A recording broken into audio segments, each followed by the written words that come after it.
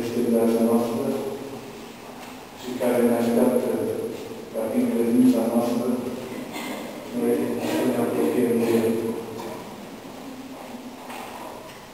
El este Tatăl nostru. El vine în ajutorul nostru.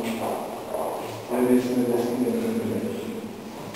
Dacă am avea credință de împreună de muștar, să mișca totul în viața noastră.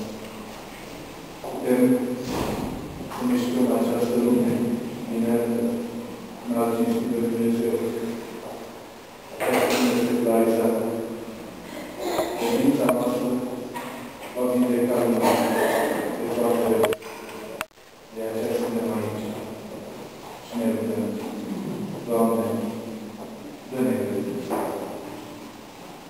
Și acum, în începutul Sfintei Liturghii, să primim apa sfințită, ca semn al botezului nostru și al Hristovului.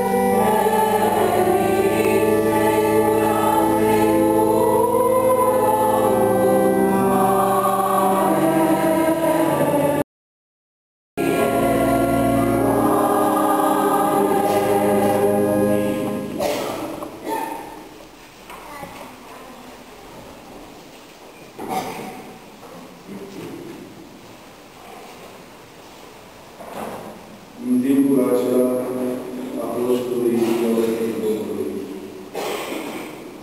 dă-ne mai multă credință, Domnul a răspuns. Dacă ați avea credință de un grăunte de muștar, ați putea zice unui lucru. Dezvădăcinează-te și sădește-te în mare. Și El va răspunde. Care dintre voi, dacă are un servitor la arat sau la căsătorie, îi va zice când se va întoarce de la vină dată și șezi la masă? Îi va zice mai degrabă, pregătește de mâncare, suflecă saina și servește-mă voi mâncare și voi ca eu, după aceea ei mânca și mânca și tu. Și va trebui oare să-i mulțumească servitorului pentru că acesta a făcut ceea ce s-a poruncit? La fel și voi, după ce veți făcut tot ceea ce s-a poruncit să spuneți.